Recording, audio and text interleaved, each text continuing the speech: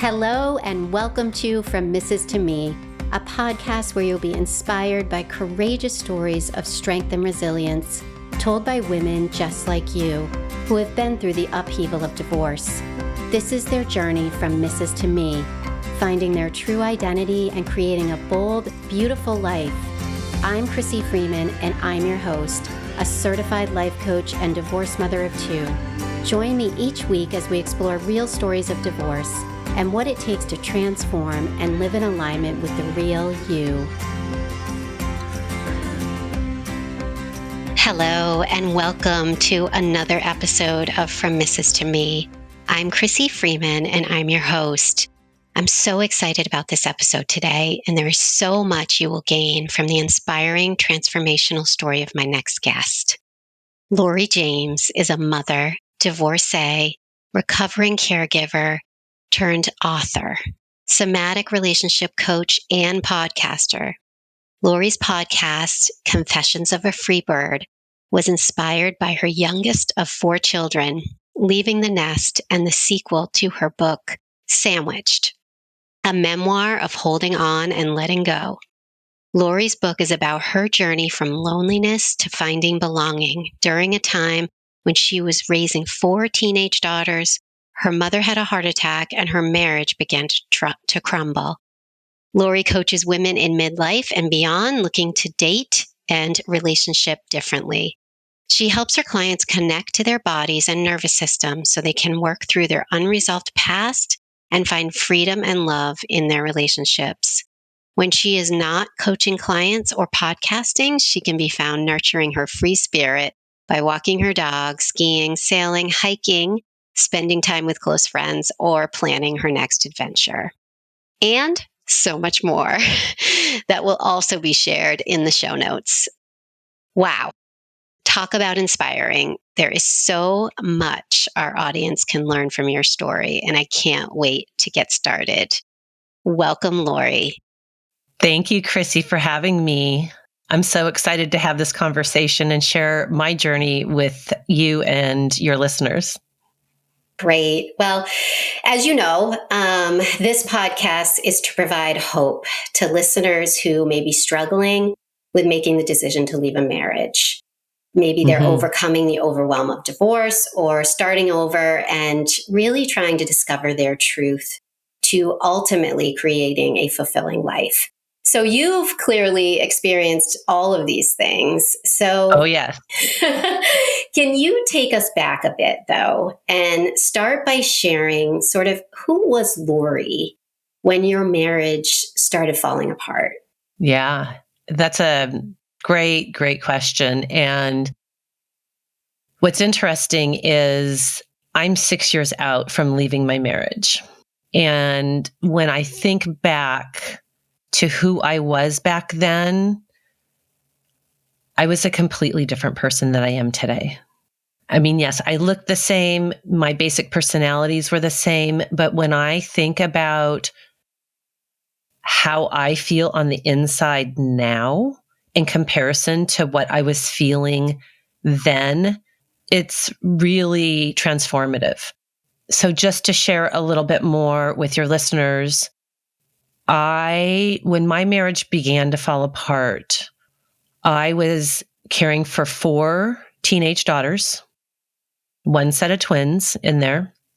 My mother had just fallen ill, and I ended up caring for her, overseeing the care for her and my dad for 14 and a half years. My dad passed away a little over a year ago, and my marriage began to fall apart. I was of the mindset, like probably some of your listeners, of I'm in this for life. I made a vow. I'm committed to this relationship. And that was an ideal that and a mind shift and a perspective that I had to change when I was there. Because when you're in a marriage where you're constantly fighting, there's no there's him and you. A marriage is a we. A marriage is a team. And I didn't have that. I had a marriage that, as long as I went along with what he wanted the majority of the time, everything was great, which I did for the first 17 and a half years until I got hit with an emotional 2x4, which AKA is betrayal. It wasn't infidelity, but it was financial betrayal, and it was a major decision that he universally made that really, when I say emotional 2x4, because it woke me up to who I was married to. And I think before that, because I was raising 4 kids, which is a lot, 2 kids is a lot. I did stay home, and I wouldn't have traded that for the world. I loved staying home with my kids. I knew I wanted to do something more after my kids were grown, and was looking into that. At the time, my mom fell ill, and my dad wasn't capable of overseeing her care. And I have 2 brothers. One has drug addiction. My oldest has drug addiction, and my middle brother was a workaholic, and he often would use that as his excuse to not show up and not help. And that was something else that I had to work through. But when this emotional 2x4 hit me in my head, and if anybody's interested, I wrote a book about this called Sandwiched. It's about the sandwich generation. The title of my book is Sandwiched, a memoir of holding on and letting go. And my book is about the sandwich generation. It's about parenting. It's about marriage. It's about family.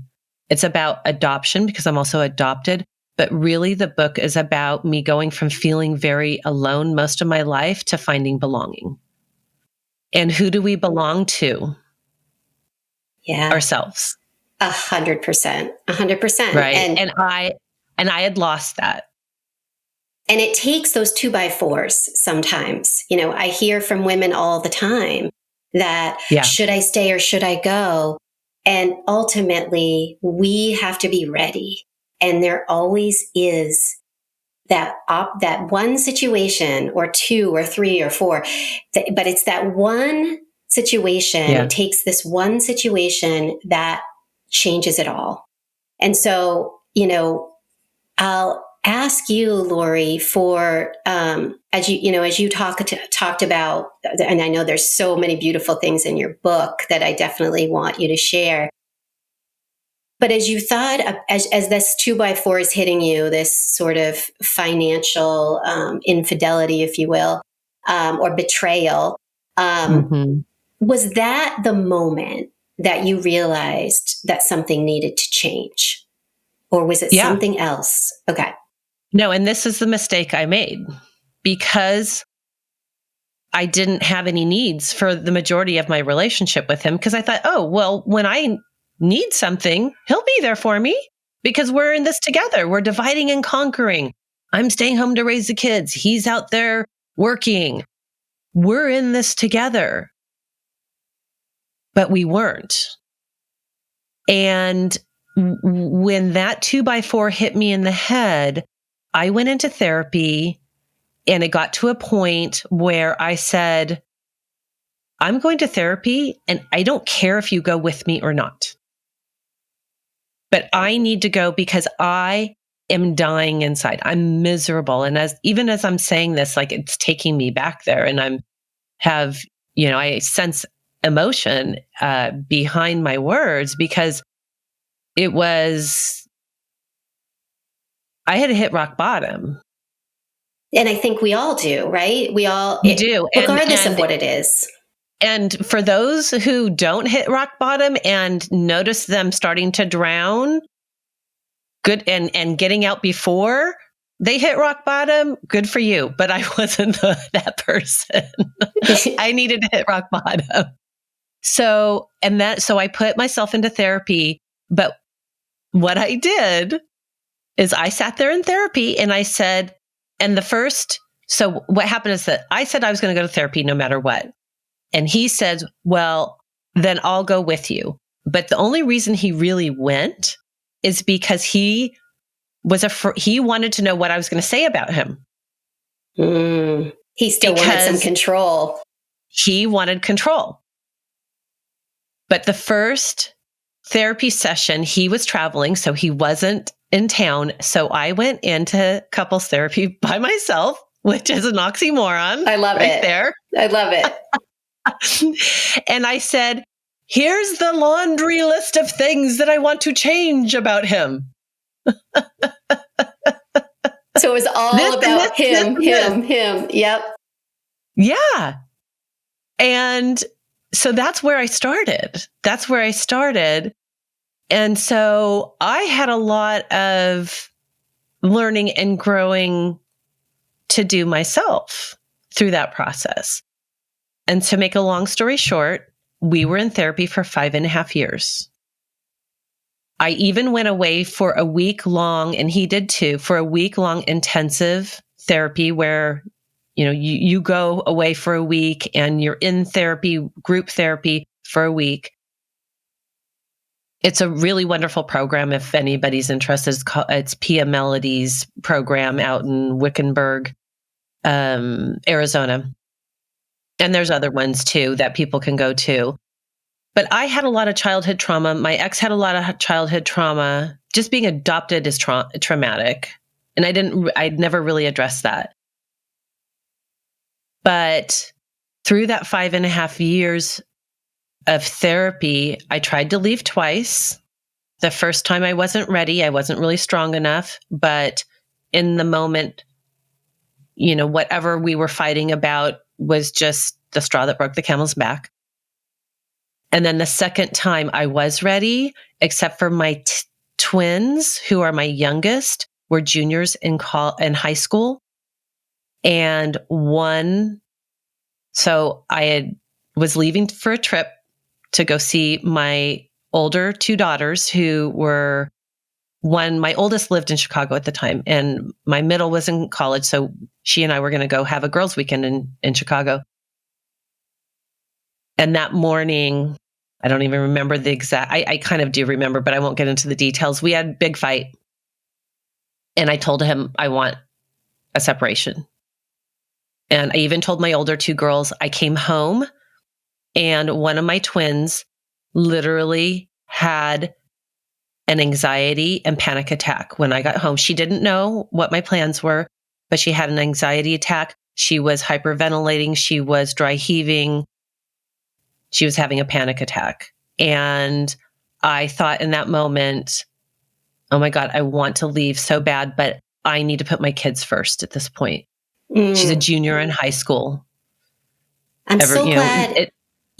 I'm so glad you said that. Ahead. Just real quick, Laurie, because I think it's an important point to call out for our listeners is there are a lot of us who we aren't ready the first time, or there are circumstances that come up. And I can't tell you the amount of people who, it's been 4 times that they've tried to leave.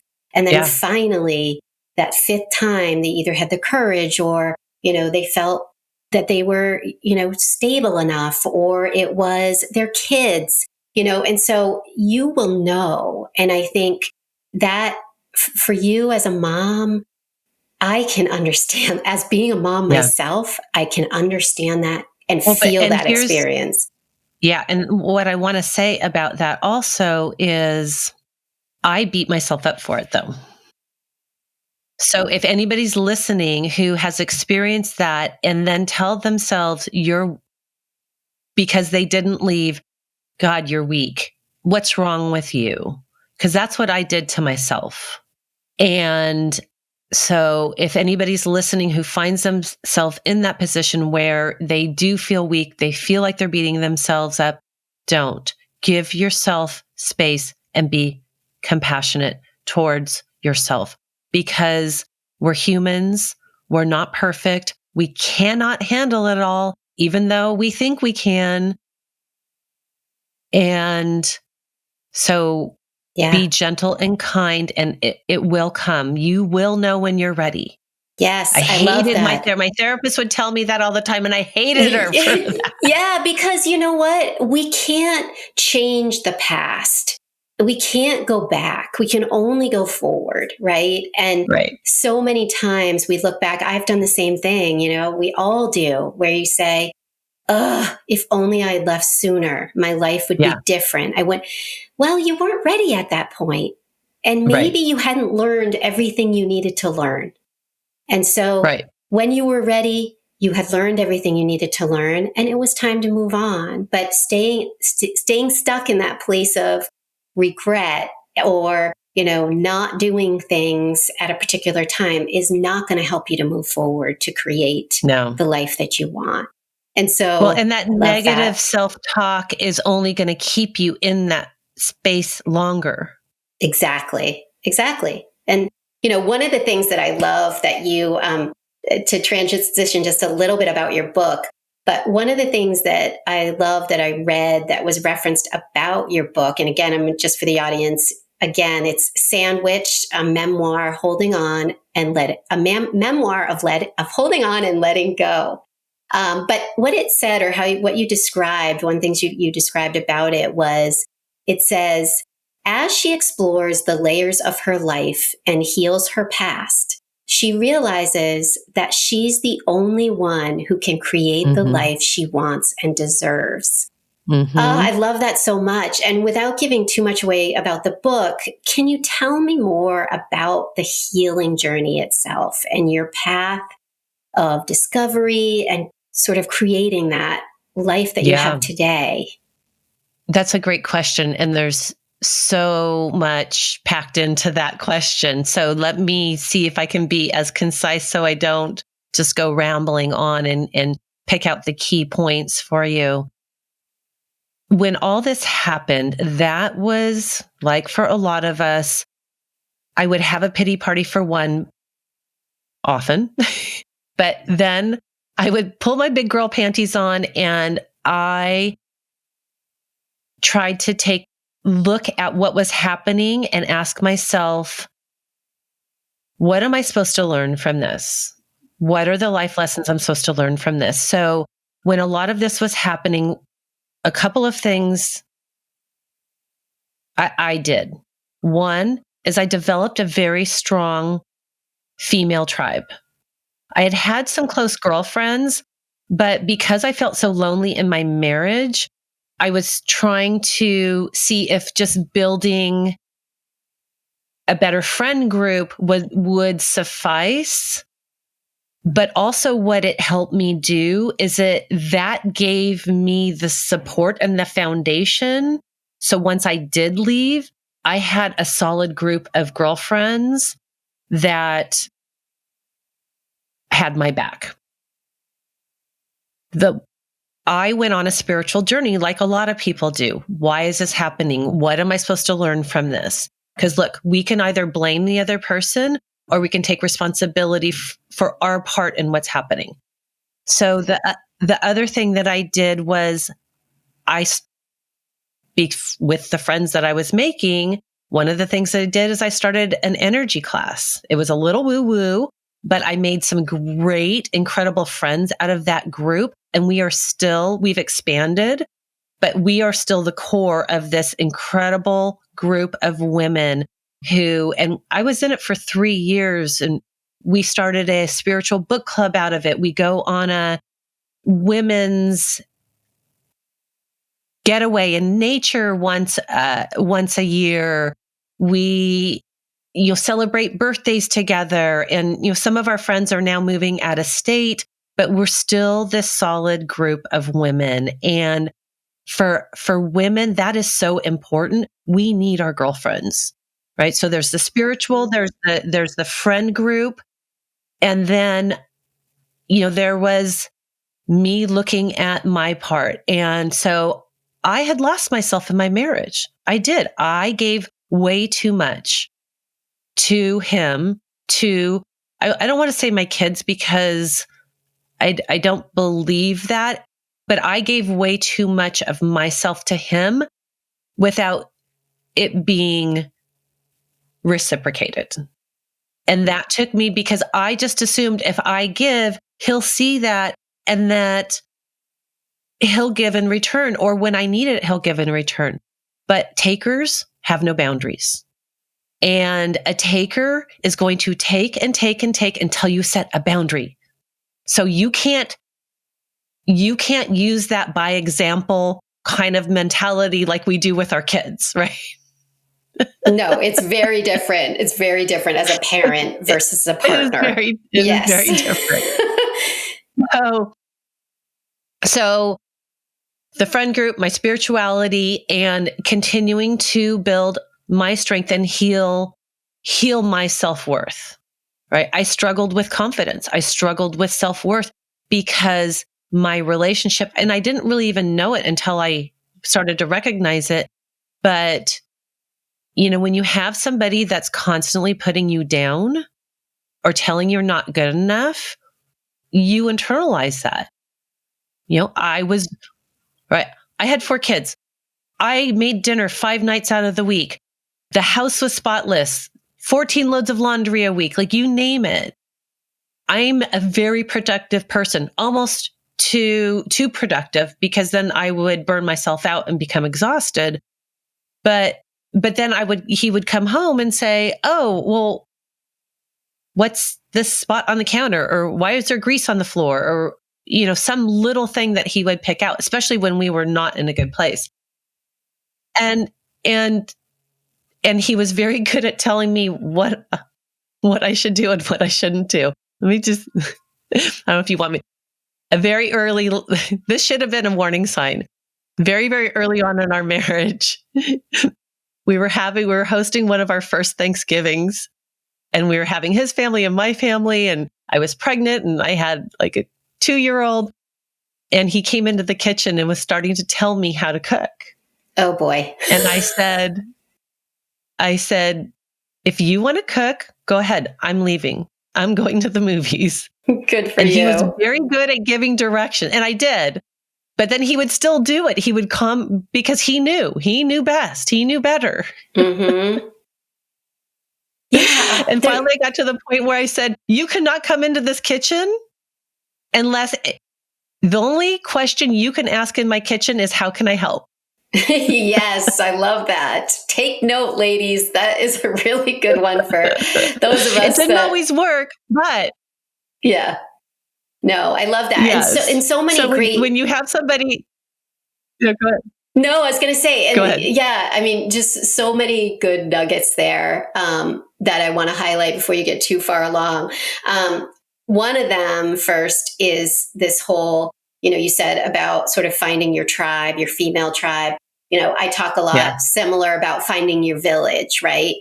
And what I hear from people a lot is that, or women, is that, how do I find these women? They've been in a marriage like you, where, they sort of lost their way. Everything was about the marriage and the family, and they didn't have connections outside. And then all of a sudden that's gone. And so I hear that question around, so how do I start from scratch? Like, how do I put myself out there? So I first want to ask you that. How did you go about rebuilding and finding those friendships, those heart connections with other women? Yeah. So I was into yoga, so that helped. One of the things one of my girlfriends and I did is I started going to a yoga retreat once a year with one of my girlfriends that was in my smaller circle. And so I started meeting other like-minded women through that. I started going to the yoga studio that was close to me that a lot of these women would go to. And I said yes a lot. I would try different friend groups, and I would also ask. I told my group of friends, I said, I need to expand my friend group. So if there's an opportunity, I'd love for you to keep me in mind. Oh, I love and that. then let it go and not get offended if you don't get invited. Yes. right? Because that's the universe taking care of you. Don't get offended if you don't get invited, and just keep putting yourself out there. It's scary, and just be yourself. Just be yourself. And it's Yes. hard because it's scary and you want to put on a good face, but also observe, who are these other women that I'm hanging with? Do I feel that heart connection? Do I feel connected? Are we like-minded? Because you can attach yourself to a village or a female tribe, and they're not the right tribe for you. Mm-hmm. So can you be yourself? Can you just feel like you're sitting on the couch with your best friend in your sweats and your hair up in a bun with no makeup on, drinking wine and laughing your ass off? Yes. And they accept you just as As you. you are. That's that authenticity. That's what, we Right. talk about all the time is, and one of the things that also happens after divorce is your friends change. And your Mm-hmm. friends change because Yeah. you've changed. And Yeah. that's okay. And if you are different, you're going through this whole journey of really rediscovering yourself again. What lights me up? Yeah. What do I enjoy? And so the friends that you had while you were in the marriage, if you did have some, may not be going in that same direction. And Yeah. that's okay. That doesn't say anything about you. It says, or there's no judgment there about you. It's really, this is the path I'm on. And this is because Right. I'm And putting myself first. yeah. And what I'll say about that, and this is sometimes a hard pill for people to swallow, is your true friends will have your back as you're going through this transition. And they will understand and they will have your back. And if they don't, they're not a true friend. And it's time to shed. And when we shed and when somebody leaves, it just makes room for something better to come in, a better friend, better connection to enter. Exactly. Oh, But yes. it's hard because if anybody's in that place, you're not feeling good about yourself. You don't have a lot of self-confidence in that moment because you feel that your marriage is a reflection of you and you feel like a failure. It's not a failure. It just means that, and this took me a long time and a lot of therapy to get through. It just means it's time for a redirection.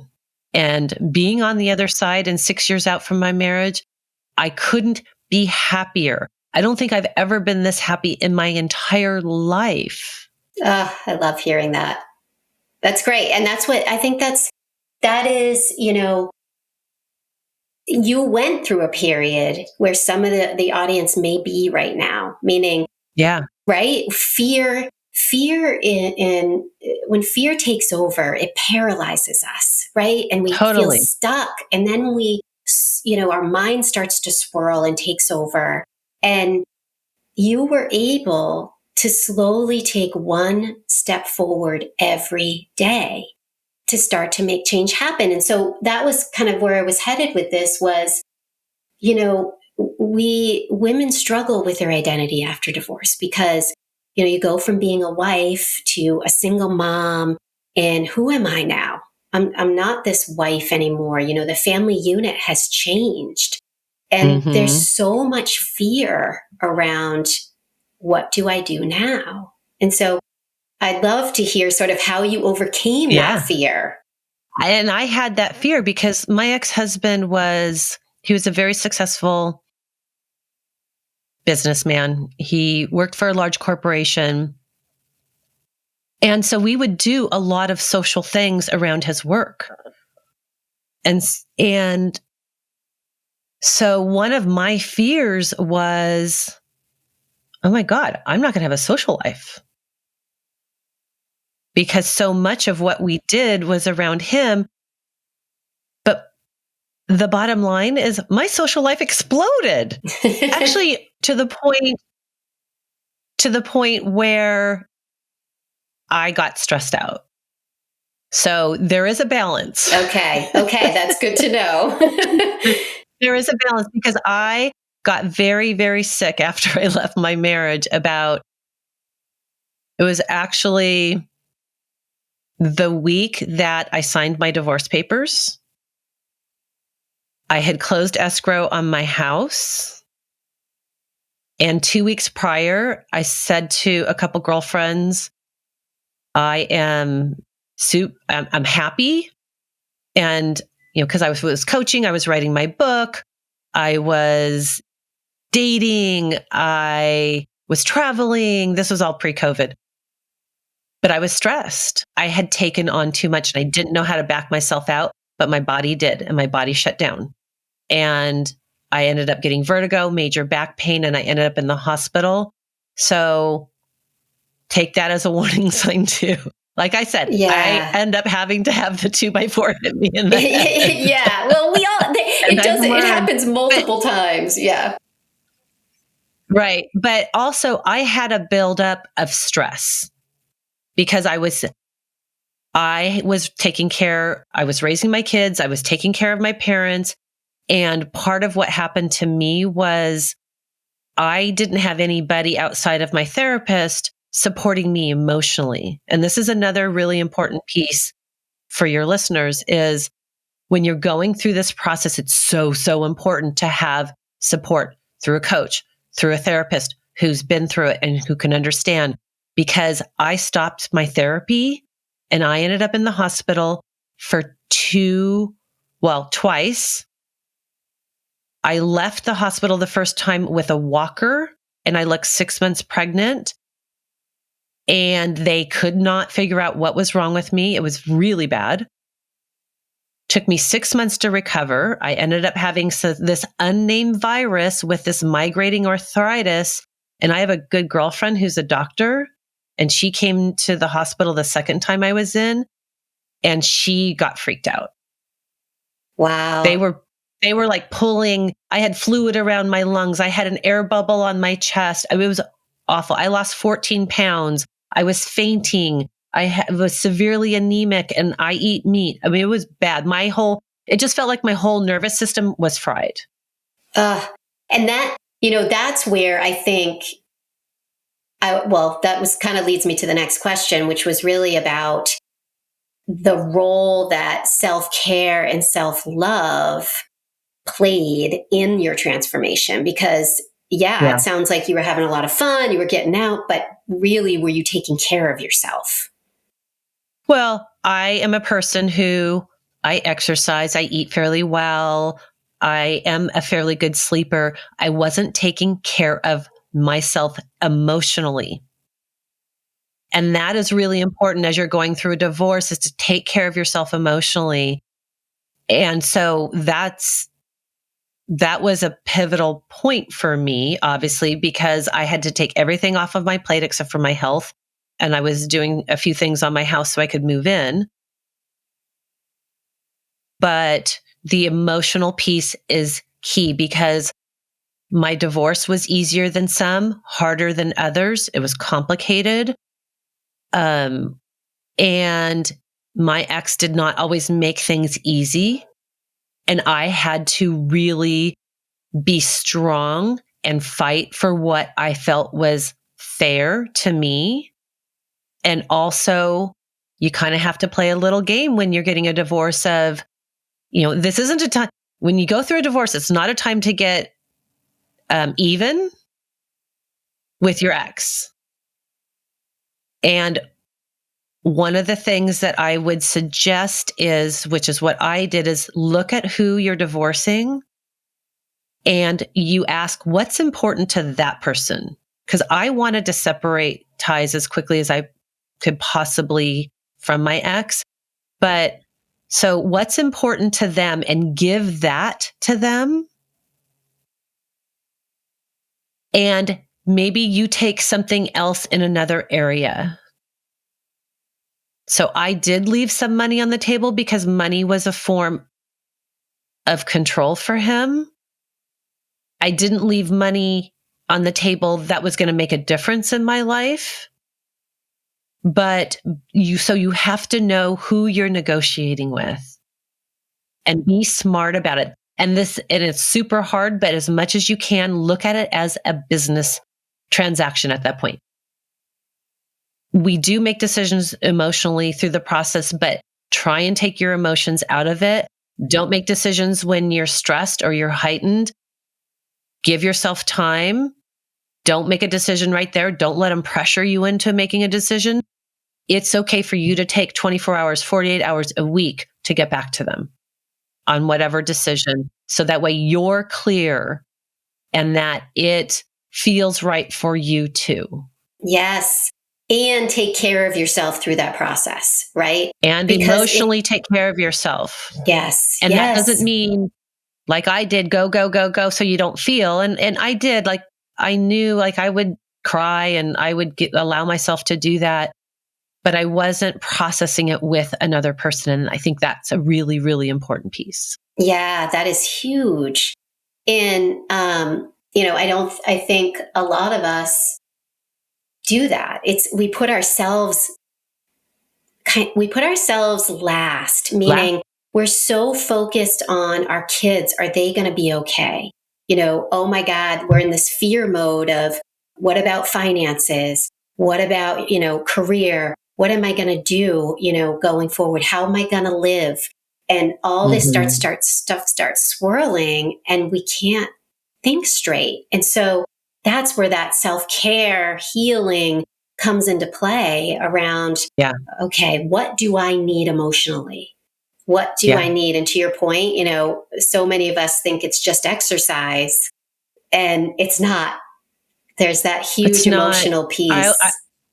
I always say you have to feel to heal. I love that. Yes. I'm writing that down. I love that. Yeah. You have to feel to heal. And it hurts sometimes. It hurts. It does. I mean, let's be honest. Divorce sucks. There's nothing good about it. Whether you make the decision or someone else makes the decision or you're surprised or not, it just does. And you just have to know that going into it, but you also have to take care of yourself and what you need so you can take care of others. Right. But it's also an opportunity for you to create the life that you want. Yes. Yeah. Out of it. Because you can sit there and play victim. Mm-hmm. You can play victim, woe is me, and be unhappy and stay in that place. Or you can say, what do I want to create for myself? Yes. And that is change. And, we all have these different opportunities that pop up in our life, right? Tragedy, trauma, could be death of a loved one, whatever it is. And sometimes those things, as difficult as they are, they're presenting an opportunity to us. And we don't see it in the moment. And we need to go through the grieving, right? But it's also an opportunity. And if we take the time to really just kind of present ourselves in that and get back to, okay, what do I need so that I can take one step forward every day towards creating this life, this opportunity that I have to pivot and to do things differently. So, and talk about pivoting. So I want to talk to you a little bit about, I was reading that, you were a recruiter and then you stayed home as a stay-at-home mom. And now you are a spiritual life coach and you're an author and doing all these amazing things. Tell me about how you made that pivot. By failing, I want to say by trying a lot of different things. Okay. Love that. And so before I left my marriage, when my youngest, which are twins, were still in high school, I knew I wanted to do something else. I didn't know if it was, I didn't want to go back to recruiting, but I was thinking about volunteering, doing, starting a nonprofit. I was looking at a variety of things. And one of the things I landed on was coaching. And that really spoke to me. But at the time that I left my marriage, I had started writing my book. And it started out as the Caregiver Chronicles because I had all these crazy ass caregivers that I had hired and that I had to let go. And I had caregivers that were stealing from us, drinking on the job, emotionally seducing my dad. One I had to let go after a year and a half because she told me my mom wanted to die and had stopped giving my mom her medication. My mom ended up living another 7 years. I mean, just all this crazy shit. So I started as the Caregiver Chronicles, but by the time I finished my first draft, it was, oh no, this is about the sandwich generation. And so I changed the title and I had to leave my marriage to really give. And that was the pivotal moment in my marriage of, well, there's two pivotal moments. One, I felt like if I stayed in my marriage, and by the time I left, my kids were out in college. They'd only been gone for a couple months. But I felt like my soul was going to wither away and die. And then the second was, this isn't the ending to my book. I had finished the first draft and I'm like, this isn't, I knew it intuitively. I knew it. My body was telling me no. So I wrote, so my book was a very healing, cathartic process for me. And so do something that scares you. Like I was not great. I didn't know how to write a book. I started taking classes. And the more I did it, the more I enjoyed it and I found it meditative. So do and listen to the little whispers and the little nudges that you're finding.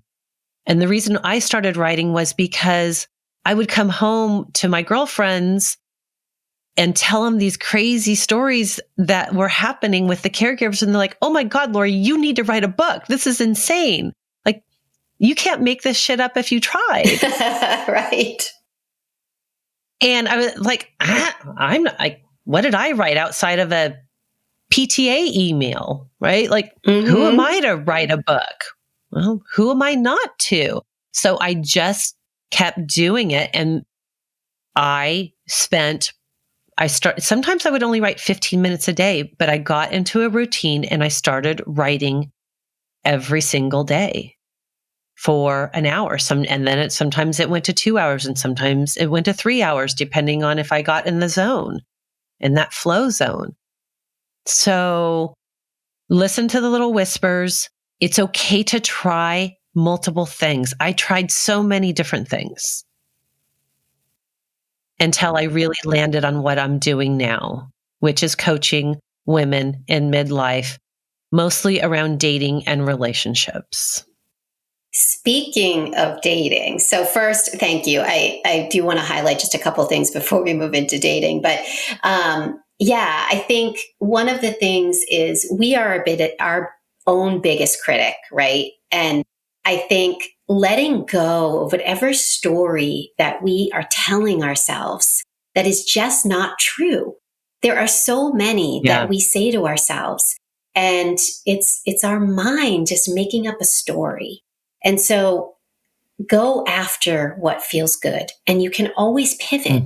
And if you're doing it for the right reason, I feel, and it lights you up, and you're leading with your heart. And for you, like, you wanted to give a message to other people, right? And tell this story of what had happened and how incredible. And you're helping so many people by putting that out into the world.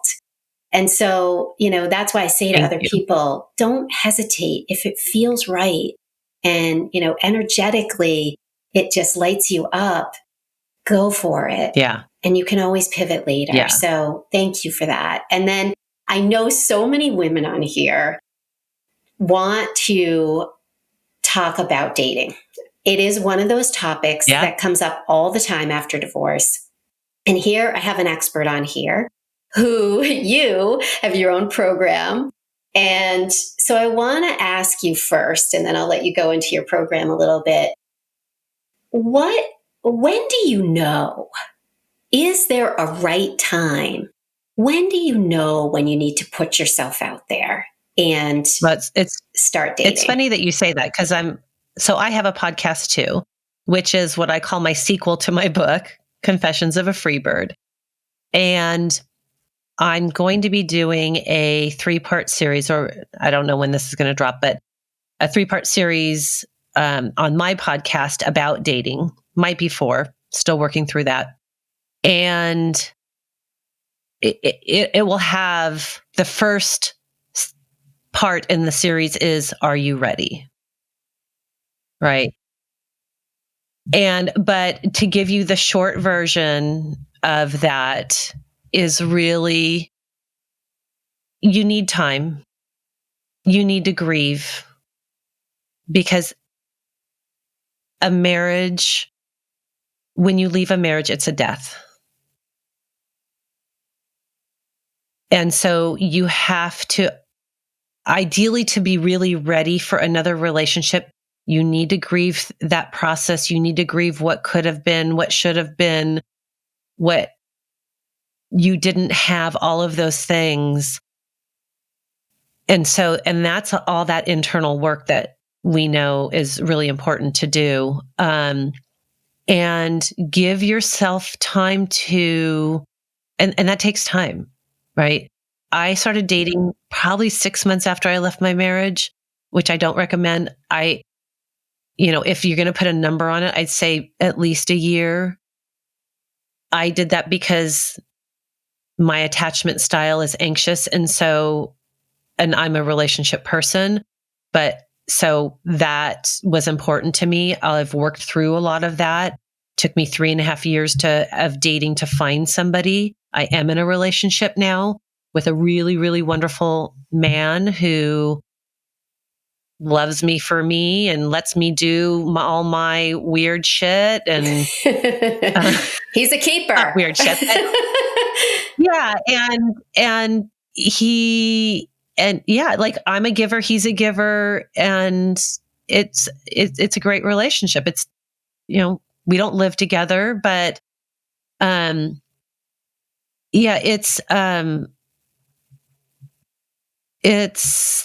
a lot of other things. Hold on, I'm just gonna I think the other really important piece that I'll say, there's lots of things to know whether you're ready, but the other really important piece that I'll share is you need to get to a place, ideally, that you can see your part in the failure of your relationship.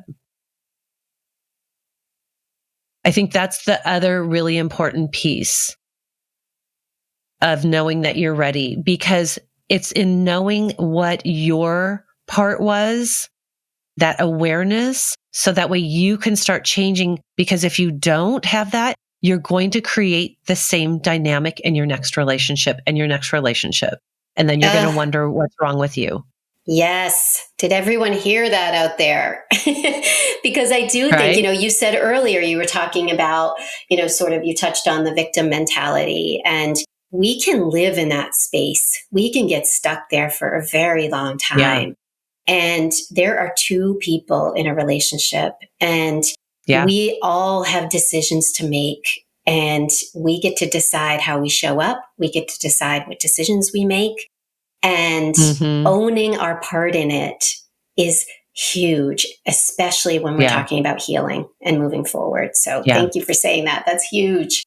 So this program. So, I don't want you to give away all your little secrets, because you've got this exciting program coming up. So it's called Date Differently in Midlife. Okay. Or I should say Date Differently in Midlife and Beyond, because I do have some people that are beyond midlife. But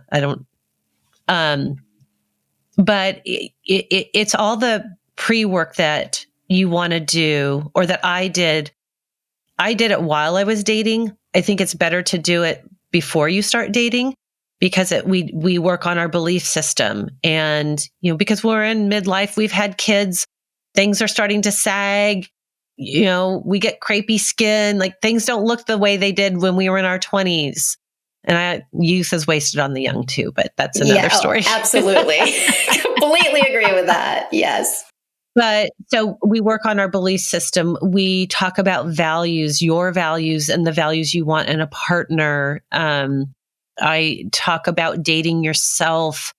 I provide soulful homework to everybody on a weekly basis. We talk about manifesting your ideal partner, and I give you questions about how to do that, and for you to really think about that. Because the thing is, we need, and also a really big thing is understanding what it is to feel safe in a relationship, especially if you've been in a relationship that didn't feel safe. And if you never had that as a child and then you chose that in your marriage, you really need to find that safety, and you need to either relearn or learn what that safety is and start moving towards that, not what love looked like in your last relationship or in your childhood. Yeah, it's about changing those old patterns, right? And Yeah. in order to do that, we have to grieve, to your point. We have to do the healing, and then we have Yeah. to really look at what is it from a safety perspective? What do we want going forward? And that's also where that manifestation piece comes in, because Yeah. I will tell you, I have found the man of my dreams as well, but it didn't happen overnight. Congratulations. It did not happen overnight like you. Yeah. I kissed a It few takes frogs time. along the way, made some You have to. mistakes. Yeah. But I wasn't doing the things, that you just highlighted and talked about. I was rushing right in like you, 6 months out of my marriage. This loneliness, being alone, was just too paralyzing for me, that I needed to get out there, and I hadn't done the things that you just referenced. So Yeah. I do think that's so important. And so for people out there, how can they find out more, Laurie, about this program? Yeah, they can go to my website, which is lauriejames.com, LAURIE James.com. I'll assume you put the stuff in the show notes. Yes, I will. I'm also on social media, on Instagram at laurie.james, and Facebook. Laurie James, I think it's under Laurie James Author still. But yeah, you can find me there, or just Google me. I think that'll come up. Great. Well, Laurie, so many amazing nuggets, and your story is just so inspirational. And I know that you have inspired and provided hope for other women that are listening in today. And I know I'm going to go out and get your book. That's for sure. Thank you. Thank you. And I'm sure others will today as well. So yeah. I just want to thank the audience for listening in. Thank Laurie for being here today. And for those of you that are interested in joining the From Mrs. to Me community, you can find us on Facebook at From Mrs. to Me, Rediscovering You After Divorce. And if you like this episode today, please follow us, rate, and review our podcast. And until next time, have an amazing day and take care of yourselves. I hope you enjoyed another episode of From Mrs. to Me, real life stories of real women and their journey of transformation after divorce. I'm Crissy Freeman, and if you like this episode, please drop a review in Apple Podcasts or wherever you listen to your favorite podcasts. Do you have a story to share? Are you ready to inspire other women on their journey through divorce? If so, find me on Instagram at From Mrs. to Me. For more tools and resources on creating your path to transformation after divorce, follow my community on Facebook, From Mrs. to Me, Rediscovering You After Divorce.